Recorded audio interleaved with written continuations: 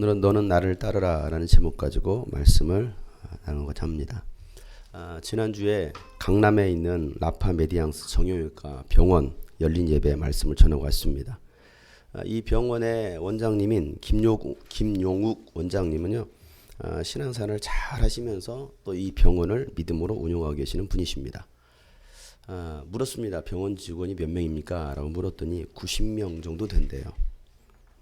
이 90명 정도 되는 이 병원 직원들 대부분이 예수님을 믿는 직원이었고, 건물이 10층짜리 건물입니다. 강남에서 10층짜리 건물 잘 지어진 건물입니다. 그리고 전층에서 찬양이 흘러나옵니다. 원장님은 그 매일 아침 업무 시간 10분 전에 전 직원을 모아놓고서 말씀 한 구절을 나누고 그 말씀의 의미를 나눈 다음에 업무 지시를 하고 기도로 하루를 일과를 시작한다고 말씀했습니다. 그리고 매월 첫 주 목요일 아침 7시 40분부터 8시 50분까지 1시간 10분 동안은 목사님들을 초청하고 선교사님이나 목사님들을 초청해서 정기적인 열린 예배로 전 직원과 함께 예배를 드리고 있었습니다. 이 열린 예배 때는 업무 시간 1시간 전에 원래 뭐 8시 반까지만 출근하면 되는 것인데 그날만큼은 1시간 전에 출근을 해서 예배를 드리고 진료를 시작하는 거였어요. 원장님은 강요는 아니라고 하지만 원장님이 요구를 하고 있습니다. 병원에서 정한 예배이기 때문에 가급적이면 전 직원이 참여했으면 좋겠다라고 말씀을 하고서 직원들에게 요청을 하죠. 강요인 듯 강요 아닌 강요 같은 예배, 그런 예배가 드려지고 있었습니다. 그래서 어떨까, 그 예배는 과연 어떨까라고 또 생각을 해봤죠. 저는 새벽 기도를 마치고 강남으로 넘어가야 되니까 출근길 그 교통 체증을 피하기 위해서 서둘러서 출발했어요. 그랬더니 너무 일찍 도착을 한 거예요. 30분 만에 가버렸어요. 1시간을 기다려야 되는 그런 상황이 벌어졌습니다. 그래서 제가 이제 교회차를 타고 갔으니까 교회차를 타고 주차장에 들어갔는데 바로 제 앞에 그 원장님 차가 도착을 했고 원장님 내리시더라고요. 그래서 이제 원장님은 들어가고 저는 이제 차에 앉아 있으니까 그 주차 관리하시는 분이 그 원장님 차를 주차를 해두시고 저에게 와서 물어봤습니다. 진료하러 오셨어요? 라고 물어봤어요.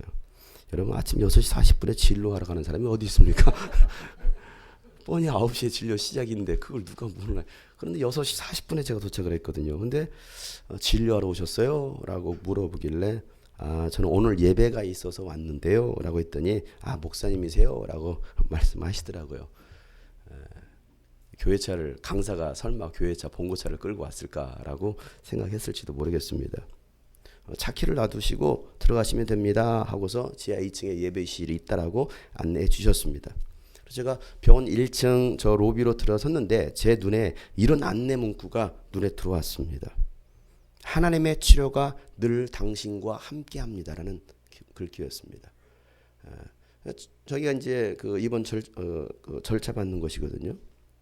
업무 보는 곳입니다. 근데 사람들은 들어갈 때마다 저걸 보겠죠. 하나님의 치료가 늘 당신과 함께합니다.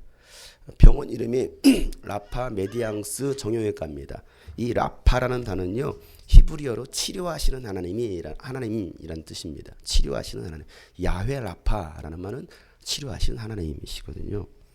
출애굽기 15장 26절 말씀 보면 하나님이 말씀하시죠. 주님께서 말씀하시기를 너희가 주 너희 하나님인 나의 말을 잘 듣고 내가 보기에 옳은 일을 하며 나의 명령에 순종하고 나의 규례를 모두 지키면 내가 이집트 사람에게 내린 어떤 질병도 너에게 내리지 않을 것이다. 나는 주 곧 너희를 치료하는 하나님이다 라고 하나님 말씀하셨어요. 그 치료의 하나님, 야훼 라파의 하나님. 1시간 일찍 도착을 했기 때문에 그 예배실로 지하실로 내려갔더니 거기가 식당이더라고요. 거기 또 준비하시는 한 분이 목사님이세요? 네. 그럼 여기 앉아 계세요 하고서 앉아 있었더니 식사를 또 준비해 주시더라고요. 아주 푸짐한 식사를. 저 원래 아침을 안 먹는데 아침 안 먹어요 라고 말하기도 그래서 그냥 예 그러고 말았는데 아주 푸짐한 식사를 준비해 오셨어요. 그 아침에 소고기까지. 그래서 소고기를 구워 오셨어요. 그래서 참 풍성한 대접을 받았습니다. 식사를 하고 예배 시간을 기다리고 있는데 이제 원장님이 오셨습니다. 반갑게 맞아주셨어요.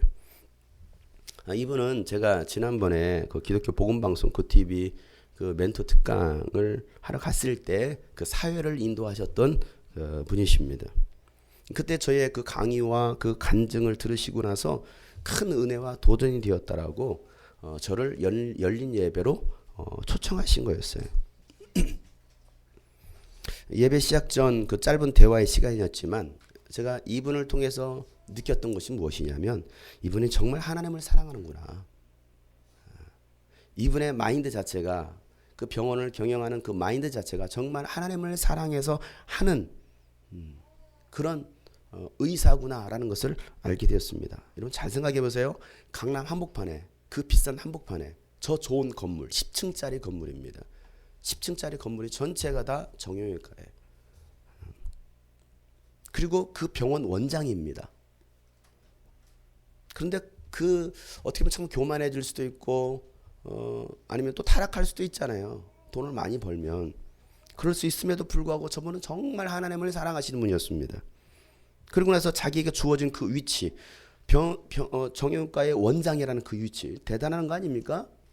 그 원장이라는 그 위치가 어떤 자리인가? 하나님께서 나에게 복음을 전할 수 있는 자리로 주셨다라고 그러면 믿고 있습니다. 그리고 그곳에서 하나님의 사랑을 전하려고 몸부림을 치는 그 모습을 보게 되었습니다.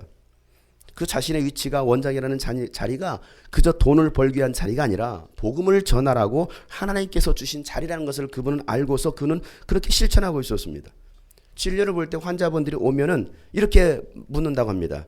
제가 기도하고 난 다음에 진료를 해도 될까요? 라고 물어본대요. 그럼 어떤 환자가 싫어요? 할 환자가 어디 있습니까? 원장님이 그렇게 말을 하는데 수술하기 전에 수술칼을 들고서 기도하고 수술해도 될까요? 그럼 뭐라고 말합니까? 네라고 대답해야지. 그러니까 원장님 물으면 웬만하면 다 그렇게 하겠다라고 대답을 한다라는 거예요. 그러면 원장님은 혼자 기도하는 것이 아니고 환자에게 그 기도를 따라서 하라고 한대요. 제 기도를 따라서 같이 기도해 주시길 바랍니다 하고 나서 이 원장님이 기도하면 그 환자가 그 기도를 따라서 한다고 합니다. 그래서 이 원장의 자리가 복음을 전하기 위해서 얼마나 귀한 자리인지를 갖다가 그분이 알고 그거에 대해 또 감사하고 있더라는 사실이에요. 그리고 여러분 저 병원은요 정직한 병원 또 정직한 기도인이 되기 위해서 삶으로 살아가려고 노력하시는 한 분이셨습니다. 작년에요 2014년도 3월 4일에 48회 납세자의 날이 있었습니다. 여러분 매년마다 납세자의 날이라고 있거든요. 이 납세자의 날을 맞이해서 이건 국가에서 관할하는 것이잖아요. 국가 산업 발전에 기여한 공로가 뚜렷한 자에게 수여하는 산업훈장 중에 2등급인 은탑 산업훈장을 저 원장님 받습니다. 개원 이래 투명한 경영을 통해서 국가 재정이 이바지했고 다방면의 기부를 통해서 사회 공헌 활동에 기여했다라는 그런 평가를 내리고서 저분에게 쉽게 말하면 훈장을 줘요. 국가에서. 본인 말로는 이렇게 말합니다. 목사님, 저는 부자입니다. 부자잖아요.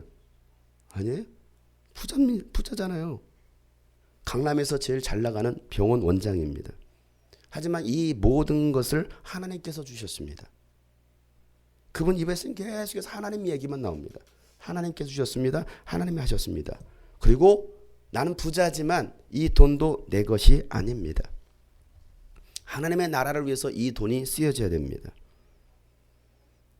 그 병원에서 나오는 수입의 11조도 굉장히 크지 않겠어요?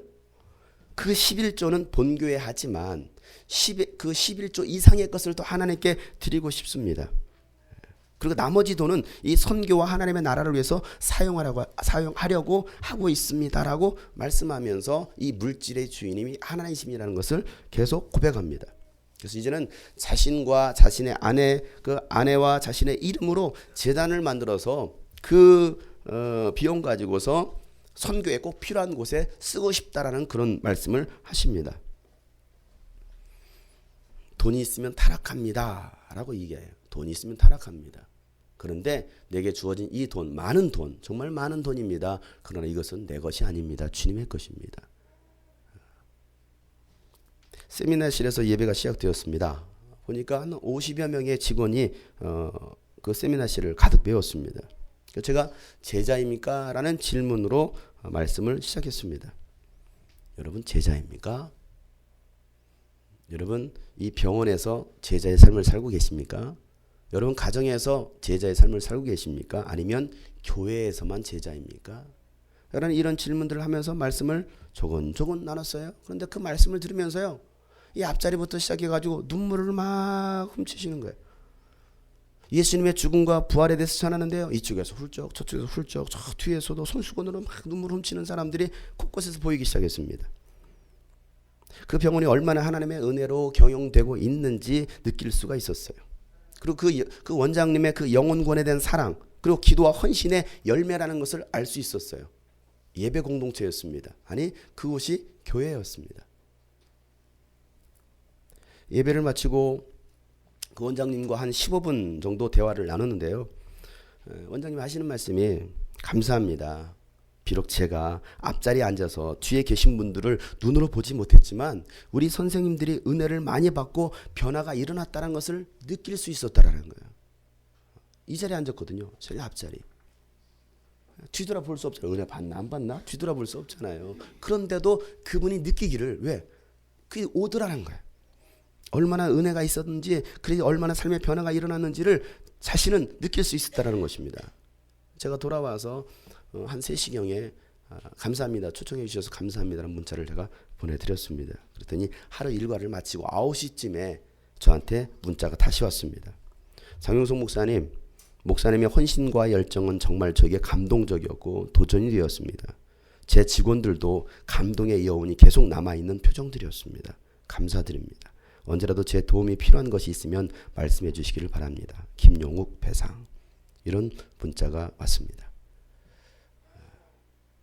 그 직원들 눈가에 그 표정 속에 그 오전 아침 예배 때, 여러분 아침 이른 시간 아닙니까? 졸릴 시간 아니에요? 남들보다 다른 날보다 1시간 더 앞당겨서 출근했는데 어떻게 보면 짜증스러운 그런 일과였을 수도 있을 텐데 그 감동과 여운이 그치질 않고 하루 종일 그들이 그 은혜 가운데 누리는 것을 이분이 본 거죠. 이분은 돈 벌어서 귀한 일에 쓸 줄 아시는 분이었습니다. 공부해서 남주고 돈 벌어서 남주는 크리스천이었습니다. 죽으시고 부활하신 예수님을 인격적으로 영적으로 만난 분이었습니다. 사랑하는 성도 여러분, 예수님의 죽으심과 부활하심은 다른 사람의 이야기가 아니라 나의 이야기가 돼야 됩니다. 나와 상관된 이야기, 내 삶 속에서 일어나야 할 이야기입니다.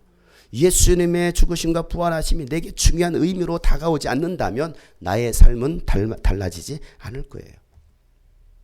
제자들은 예수님의 부활하심을 목격했습니다. 그러나 그들은요, 사실로 믿지 못했어요. 지난 시간 말씀 나눴잖아요. 아니, 사실로 인정하고 싶지 않았을 것이에요. 왜요?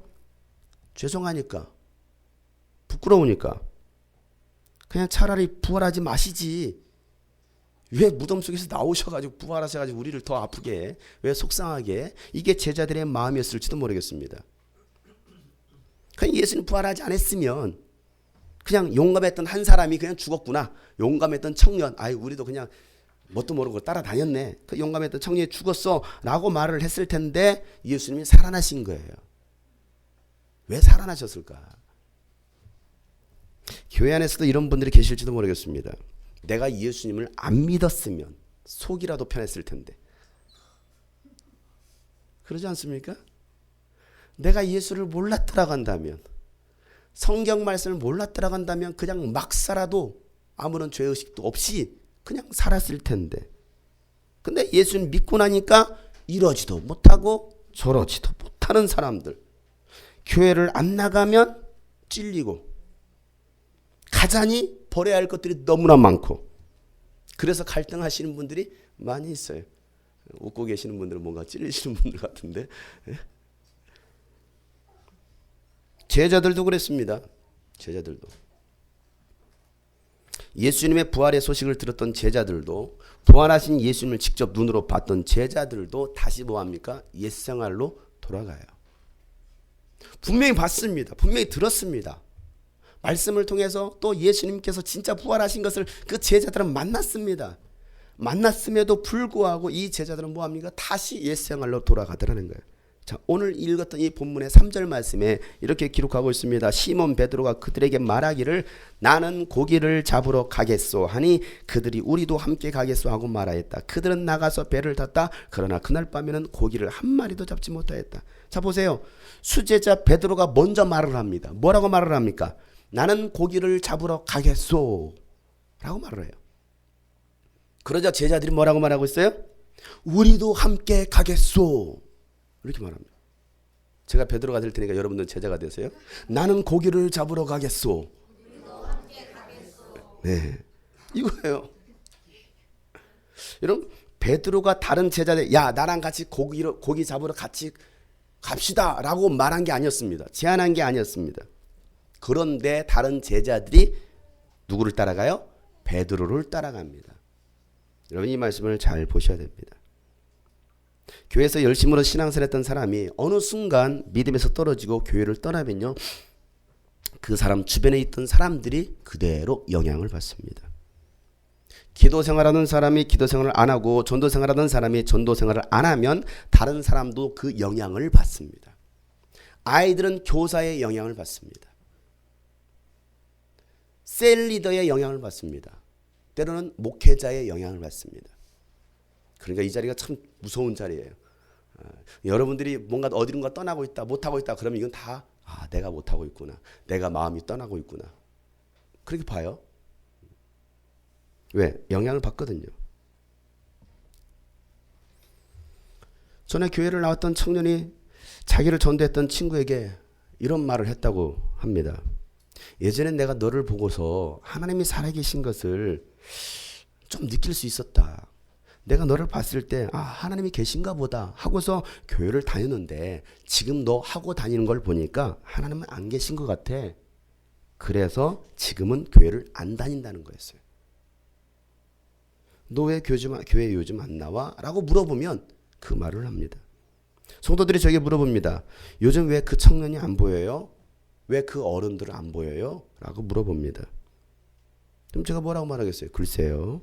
신변의 변화가 있었나 보죠. 영적인 변화가 있었겠지요. 라고 말을 합니다.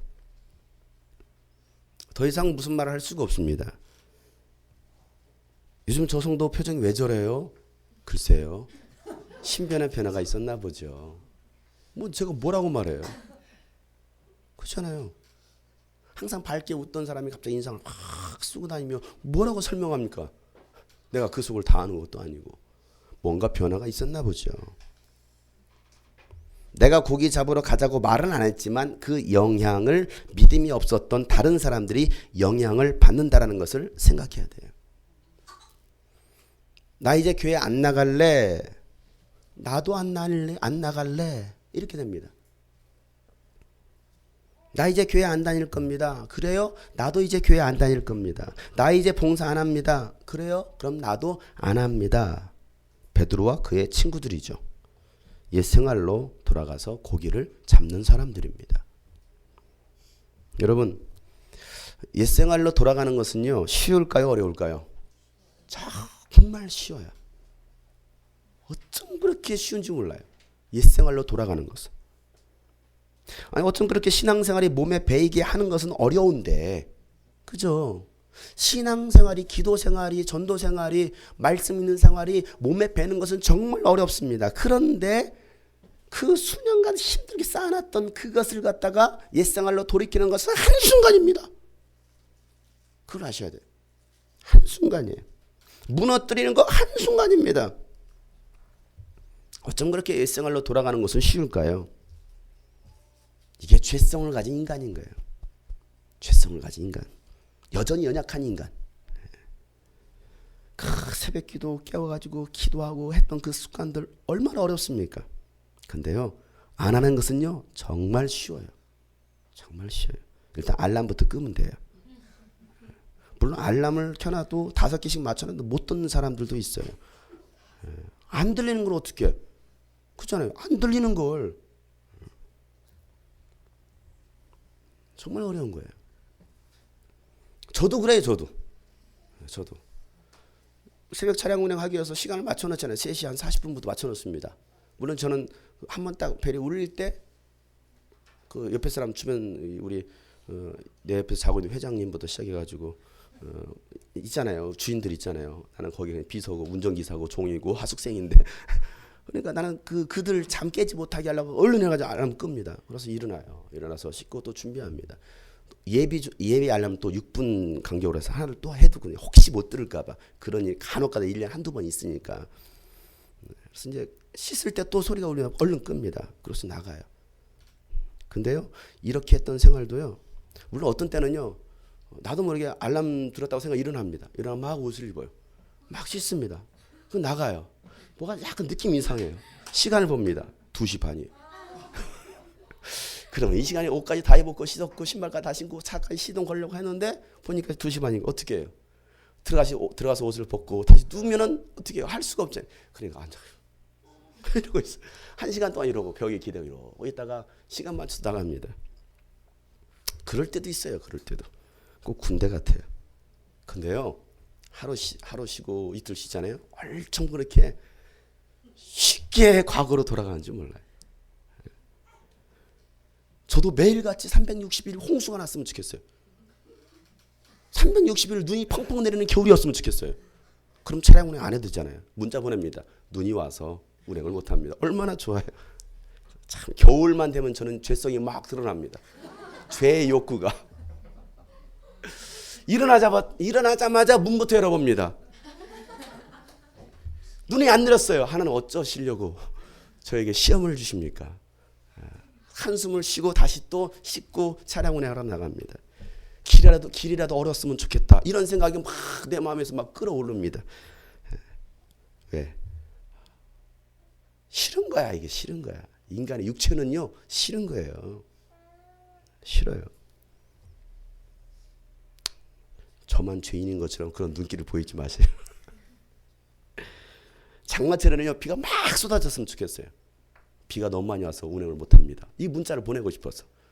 근데 신기하게 밤새 비가 내렸다가 눈 떠보면 그날 또 비가 탁 그쳐 있어요. 그럴 때마다 속이 상해요. 하나님, 왜 저에게 이런 시험을 주십니까? 여러분, 죄를 안 짓는 것은 어려운데 죄 짓는 것은요, 쉽습니다. 3년 반 동안 예수님을 따라다니면서 제자로 살았던 그들이요, 다시 세상으로 돌아가 고개를 잡는데 왜 이렇게 익숙해요? 3년 반 동안 예수님 따라다녔잖아요. 예수님의 제자로 살았잖아요. 그동안 하고 있었던 고기 잡는 거 다 손 내려놨잖아요.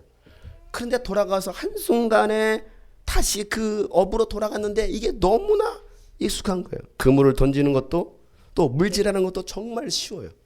역시 그물 확 던지네. 역시 옛 감각이 살아나고 있어. 그러지 않겠습니까? 베드로를 생각해 보세요.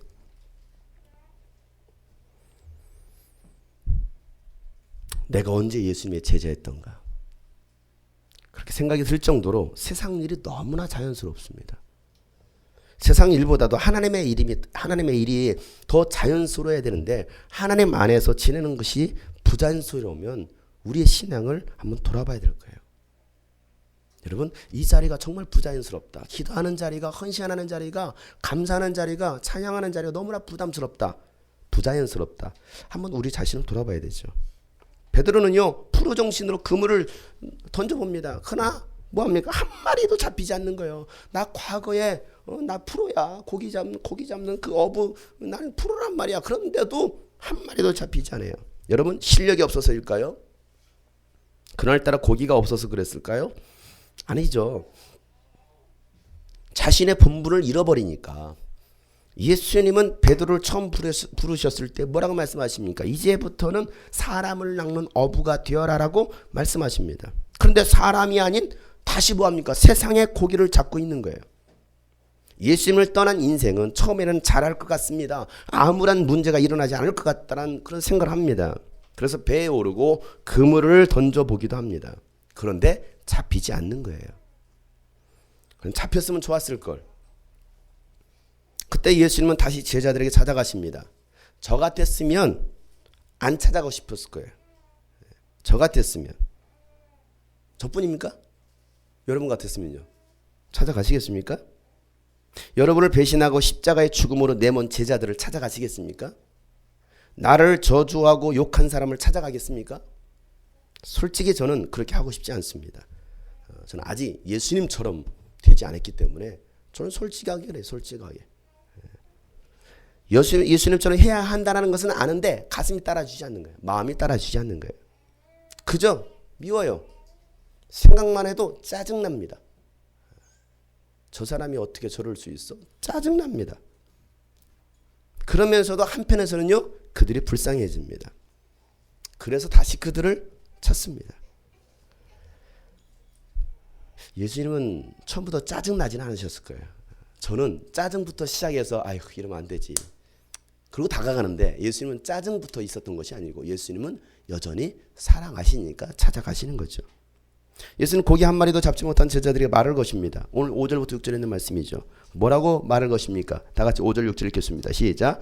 그때에 예수께서 얘들아 무엇을 좀 잡았느냐? 그들이 대답하였다. 못 잡았습니다. 예수께서 그들에게 말씀하셨다. 그물을 배 오른쪽에 던져라. 그리하면 잡을 것이다. 제자들이 그물을 던지니 고기가 너무 많이 걸려서 그물을 끌어올릴 수가 없었다. 예수님께서 제자들에게 물어보시죠. 얘들아 뭐 좀 잡았니? 라고 물어보십니다. 예수님은 지금 제자들을 뭐라고 부르고 있습니까? 뭐라고 부르고 있어요? 애들아 라고 부르고 있어요. 애들아. 누구에게 이렇게 부릅니까? 애들아 라고 누구에게 이렇게 불러요? 네? 자기 자녀를 부를 때, 친구를 부를 때, 자기가 가장 가까이 있는 사람을 부를 때 애들아 라고 부릅니다. 저 같았으면 야! 아니면 야 이놈아! 조금 더 원색적으로 말하면 야 시키야!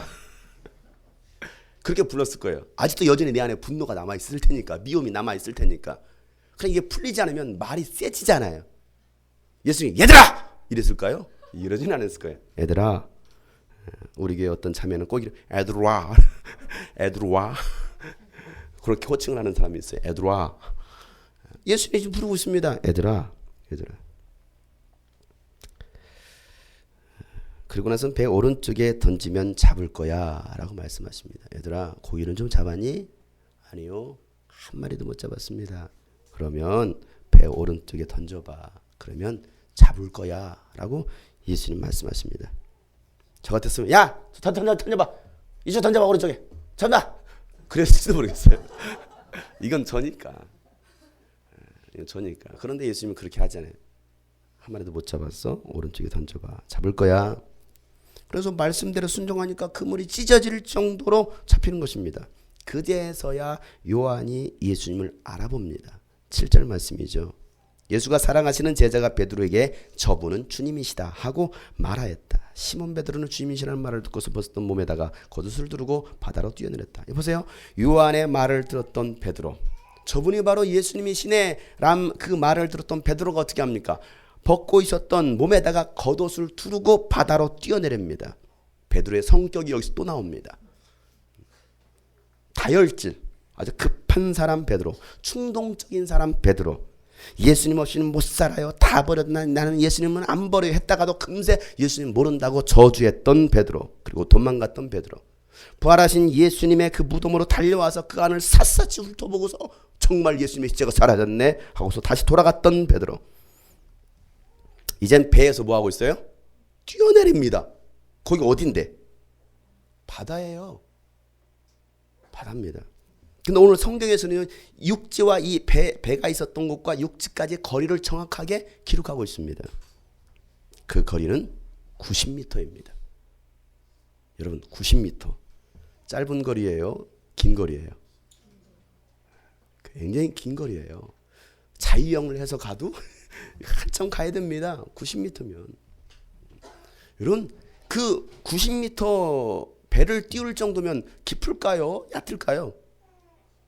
90m까지 제자들이 배를 들고 가서 내려놓고 했을까요? 아니잖아요. 적어도 그물질을 하려면 상당히 깊은 수심입니다. 깊은 수심인데도 불구하고 90m입니다. 그 거리인데도 불구하고 예수님이시다라는 말을 듣자마자 뭐 하는 거예요? 겉옷을 입고서 물속으로 뛰어드는 거예요. 부활하신 예수님의 말에 뛰어내립니다. 베드로는 참 열정의 사람이에요.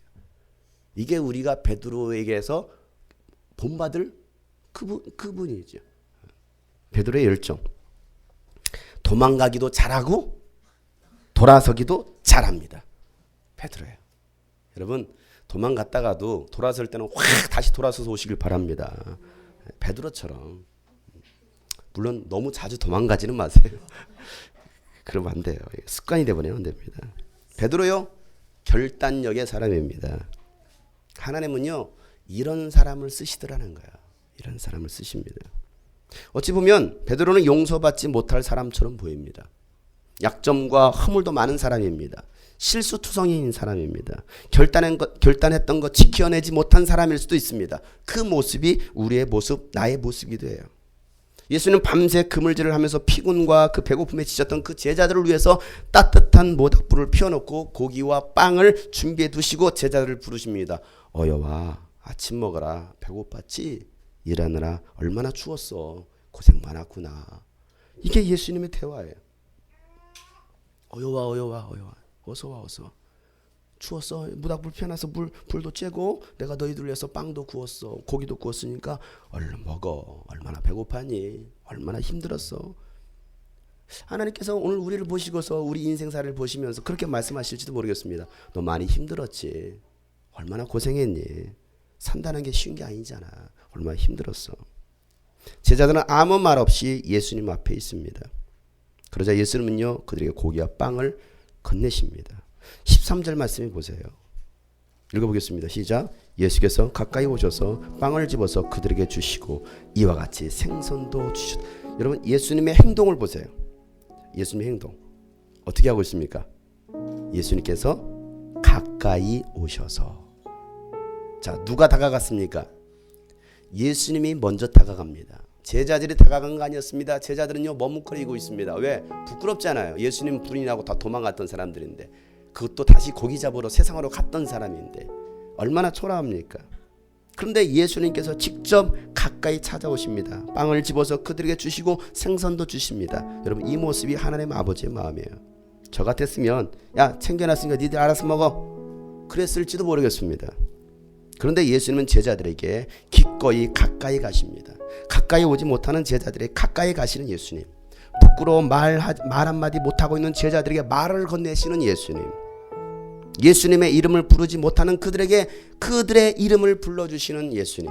베드로야 늘 언제나 늘 가까이 그대를 지켜주시는 분. 늘 언제나 늘 가까이 그대를 사랑하시는 분. 늘 언제나 늘 가까이 늘 언제나 늘 가까이 그대를 지켜주시는 분. 늘 언제나 늘 가까이 나를 사랑하시는 분. 나를 사랑하시는 분. 그분의 도움이 필요할 때면 그분의 도움이 필요할 때면 손 내밀어 잡아주시고 위로해 주시고 인도하시며 이해하게 도와주시는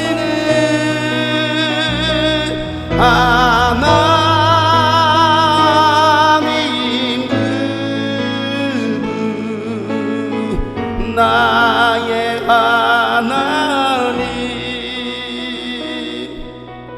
늘 언제나 늘 가까이 내 곁에 계시는 분. 내가 항상 주님 품에 거하게 하소서. 그분의 도움이 필요할 때면 그분의 도움이 필요할 때면 손 내밀어 잡아주시고 위로해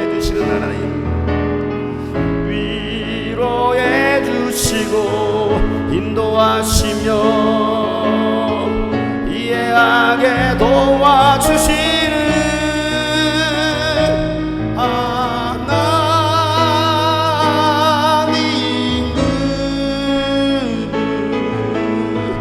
나의 하나님,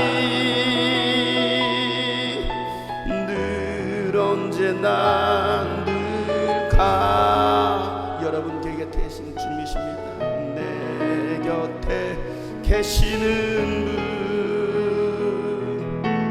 내가 항상 주님 그 품에 거하게 하소서. 늘 언제나 늘 가까이, 늘 언제나 늘 가까이 내 곁에 계시는 분, 내 곁에 계시는 분, 내가 항상 주님 그 품에 거하게 하소서. 내가 항상 주님 그 품에 거하게 하소서. 나를 지으신 주님, 내 안에 계셔. 처음부터 내 삶 그의 손에 있었죠. 그는 내 아버지, 그는 내 아버지, 나는 그의 자녀, 난 그의 자녀. 내가 어딜 가든지, 내가 어딜 가든지 날 떠나지. 주님은 여러분의 이름을 아십니다. 내 이름 아시죠? 주님 내 이름 아시죠? 내 모든 생각도, 내 모든 생각도, 내 흐르는 눈물, 내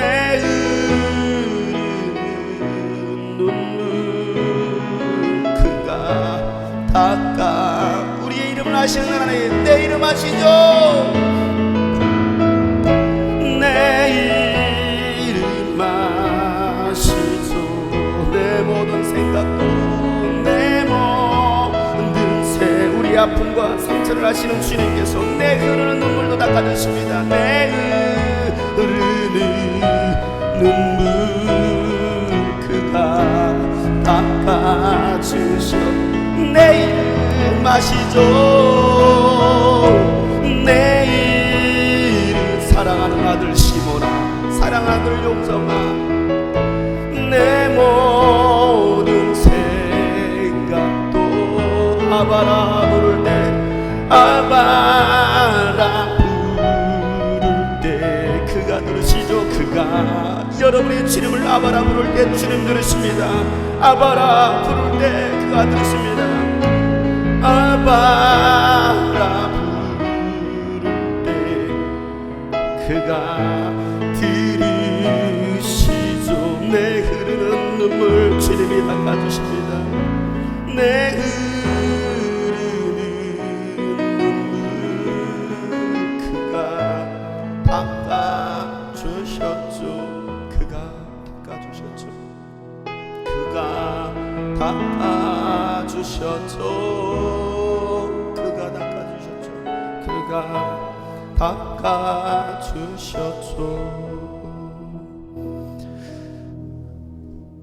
우리 주님은 다 아십니다. 우리가 어떤 상태인지, 어떤 마음인지, 어떤 처지에 놓여 있는지도 주님은 다 아십니다. 또 어떤 계획을 가지고 어떻게 살아가는지조차도 주님은 다 아십니다. 예수는 베드로에게 물으시죠. 15절에 그들이 아침을 먹은 뒤에 예수께서 시몬 베드로에게 물으시기를, 요한의 아들 시몬아, 내가 이 사람들보다도 나를 더 사랑하느냐? 베드로가 대답합니다. 주님 그렇습니다. 내가 주님을 사랑하는 줄을 주님께서 아십니다. 예수께서 그에게 말씀하시기를 내 어린 양떼를 먹여라. 여러분, 예수님의 이 질문, 요한의 아들 시몬아, 내가 이 사람들보다도 나를 더 사랑하느냐라고 물어보시는 것이죠. 장종남의 아들 용성아, 내가 이 사람들보다도 나를 더 사랑하느냐? 주님 물어보시는 거예요. 베드로가 대답을 합니다. 주님 그렇습니다.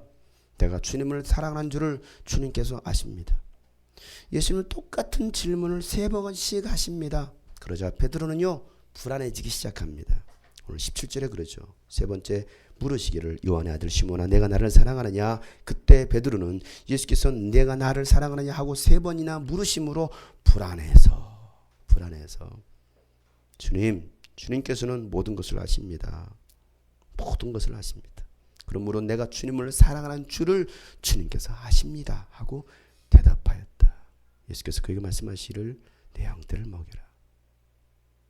베드로는 자신이 예수를 배신하기 전 호언장담했던 말을 기억했을 것입니다. 다른 사람은 다 주님을 버릴지언정 나는 절대로 버리지 않겠습니다.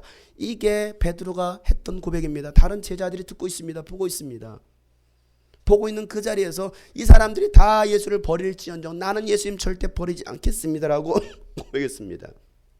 그런데 뭐 했어요? 배신하고 떠나갔잖아요.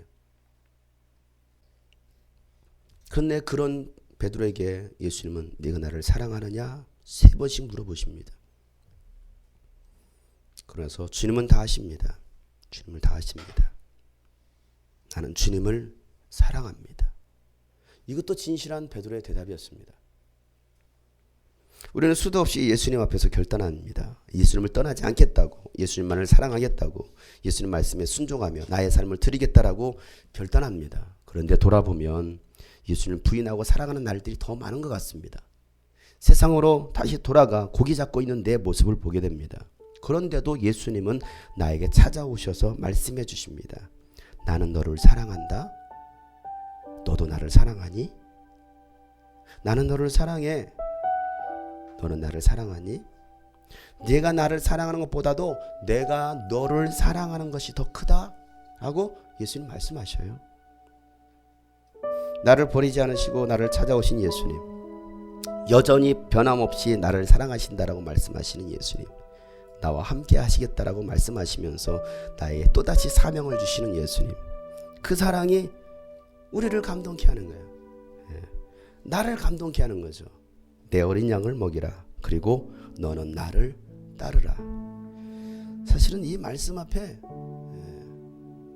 한없이 초라해지고 한없이 부끄러워집니다. 이 말씀 앞에 제 자신을 비춰봤을 때도 한없이 부끄러워져요. 지키지 못할 약속 같습니다. 언제나 그랬듯이. 그런데 또다시 그 예수님 앞에 사랑한다라고 고백하고 있어요. 이것도 사실 진실한 거예요. 주 사랑이 나를 숨쉬게 해. 세상은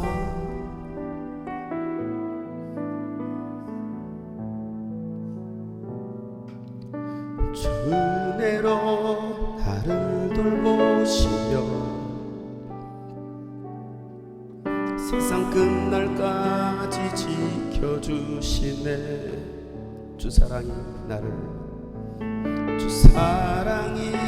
나를 이끄시네. 내가 갈 수 없는 그곳으로, 내가 갈 수 없는 그곳으로 주의 사랑이 나를 붙드십니다. 주의 사랑 나를 붙드시며 세상 끝날까지 인도하시네. 세상 끝날까지 인도하시네. 주님만이 내 아픔 아시며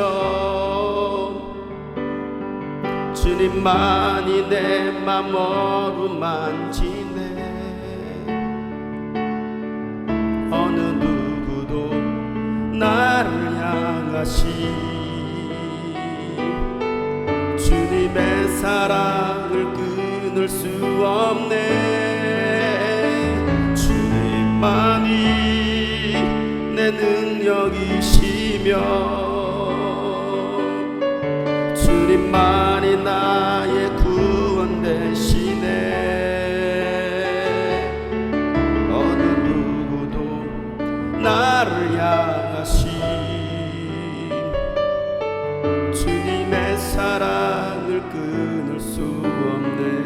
주 사랑이 나를 숨쉬게, 주 사랑이 나를 숨쉬게 해. 세상 그 어떤 어려움 속에, 세상 그 어떤 어려움 속에도 주 은혜로 나를 돌보시는 주님, 주 은혜로 나를 돌보시며 세상 끝날까지 지켜주시겠다고 말씀하십니다.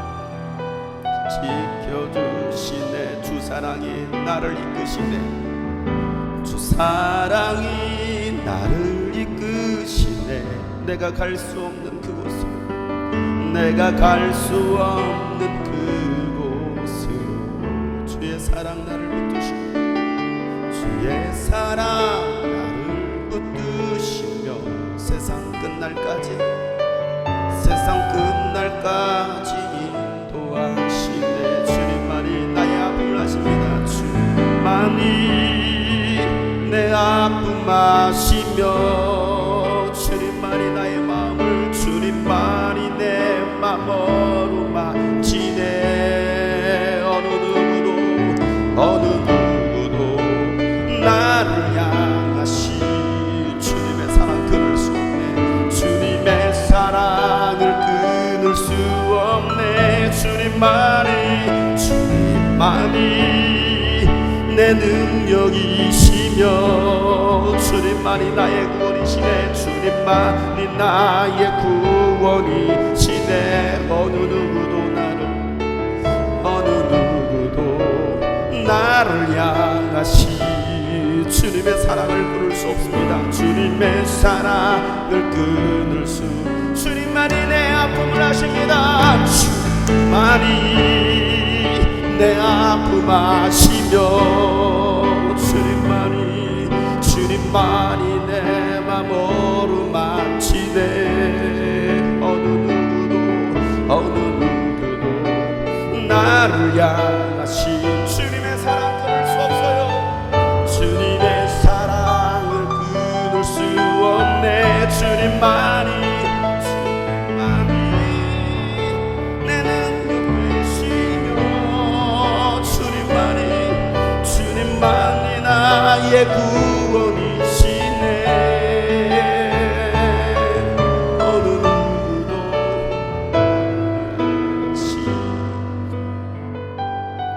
주님의 사랑을 끊을 수 없네. 어느 누구도 나를 향하시 주님의 사랑을 끊을 수, 그 어떤 환경도, 그 어떤 상황도, 그 어느 누구도 주님의 사랑을 끊을 수 없습니다. 오늘 여러분 이 말씀을 기억해 보세요. 저 같았으면 안 찾아갔을 텐데, 그런데도 예수님은 나 같은 자에게 찾아오십니다. 정말 부족하고 초라하고 허물 많고 죄 많고, 아니 순종하기보다는 사랑하기보다는 주님을 거역한 때가 더 많았던 나, 결단만 하고 지켜내지 못했던 그런 부족한 나에게도 주님은 찾아오셔서 얘들아 사랑하는 요한의 아들 시몬아, 사랑하는 아들 용성아, 사랑하는 아들, 사랑하는 딸, 누구야? 오늘도 주님께서 우리에게 찾아오셔서 부르십니다. 그리고 다시 사명을 주십니다. 내가 무엇이길래, 내가 누구이길래 나 같은 자에게, 나같이 부족한 자에게 오셔서 사랑하신다라고 말씀하시고 함께 하시겠다라고 말씀하시고 나에게 그 귀한 사명들을 다시 주시는 그 예수님, 그 예수님께 여러분 이 시간 고백했으면 좋겠습니다. 주님 사랑합니다. 주님 따라가겠습니다. 주님의 손으로 나를 붙들어 주십시오. 지금 주 앞에 간절하게 기도하시면서 주께 고백하도록 하겠습니다.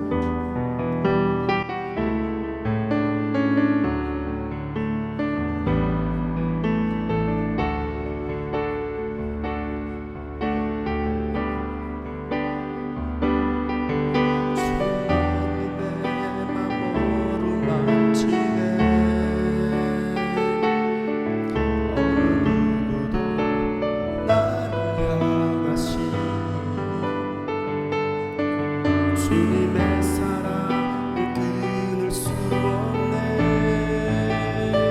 주만이 내 아픔 아시며 주님만이 내 맘 어루만지네. 어느 누구도 나를 향하시 주님의 사랑을 끊을 수 없네. 주님만이 내 능력이시며 주님만이 나의 구원이시네. 어느 누구도 나를 향하시 주님의 사랑을 끊을 수 없네. 주님만이 내 아픔 아시며 주님만이 내 맘 어루만지네. 어느 누구도 나를 향하시 주님의 사랑을 끊을 수 없네. 주님만이 내 능력이시며 주님만이 나의 구원이시네. 어느 누구도 나를 향하시 주님의 사랑을 끊을 수 없네. 주님만이 내 아픔 아시며 주님만이 내 맘 어루만지네. 어느 누구도 나를 향하시 주님의 사랑을 끊을 수 없네. 주님만이 내 능력이시며 주님만이 나의 구원이시네. 어느 누구도 주님의 사랑을 우리 주님 앞에 고백합니다. 주님만이 내 아픔 아시며 주님만이 내 아픔 아시며 주님만이 내 맘을 주님만이 내 맘 어루만지네. 어느 누구도 나를 향하시 주님의 사랑을 끊을 수 없네. 주님만이 내 능력이시며 주님만이 우리를 구원하시는 분이십니다. 구원이시네. 어느 누구도 나를 향하시 주님의 사랑을 끊을 수 없네. 거친 광야 같은 이 땅에 우리 겸손히 무릎 꿇고 하늘의 하나님께 기도하네. 이 땅에 하늘 영광 넘치도록 이 땅에 하늘 영광 넘치도록 아픈 영혼 가슴에 품고 아픈 영혼 가슴에 품고 우리 복음의 씨앗 되리 우리 복음의 씨앗 되리 생명의 꽃 이 땅에 피어나고 생명의 꽃 이 땅에 피어나고 이 땅의 하늘 열매 넘치도록 그 아무도 막지 못하네 죽음보다 강한 주님의 사랑 죽음보다 강한 주님의 그 누구도 멈추지 못하네 그 누구도 멈추지 못 주님을 향한 우리의 노래 주님을 향한 우리의 노래 주의 심장 가지고 이제 일어나 주의 영광 선포하리라 주의 교회 주 예수 손과 발 되어 주님 나라 임할 때까지 그 아무도 막지 못합니다 그 아무도 막지 못 우리를 향한 그 주님의 크신 사랑 죽음보다 강한 주님의 그 누구도 멈추지 못할 거예요 그 누구도 멈추지 못하네 주님을 향한 주의 심장 가지고 이제 일어나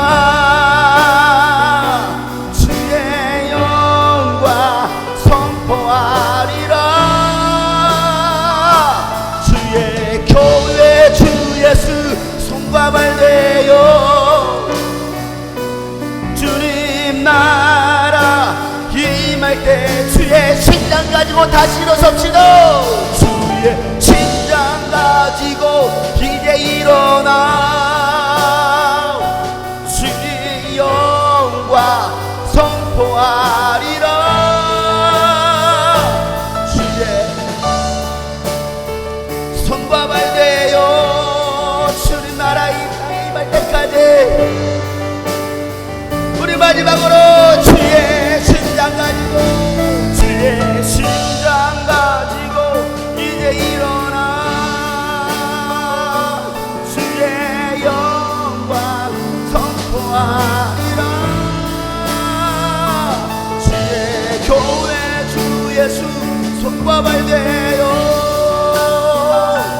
주님 나라 임할 때까지 그 아무도 막지 못하네 그 아무도 막지 못하네 주님을 향한 죽음보다 강한 주님의 그 어느 누구도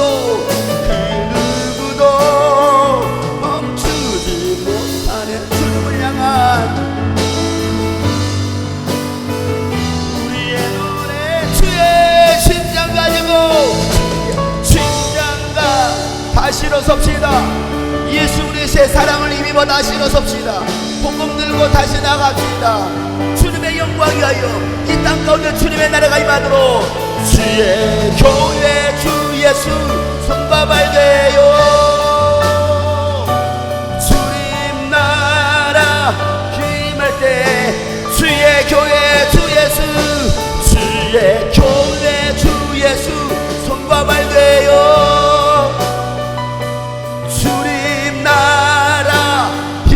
때까지 주님 나라 임할 때까지 주님 나라 임할 때까지 주님 나라 임할 때까지 임할 때까지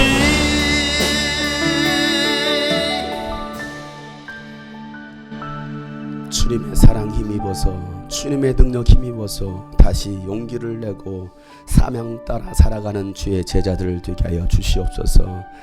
나를 따르라 주님 말씀하실 때 아멘. 주님 사랑하셨고 사랑하기에 주님 따라갑니다 말할 수 있는 우리 모든 성도들 되게 하여 주시옵소서.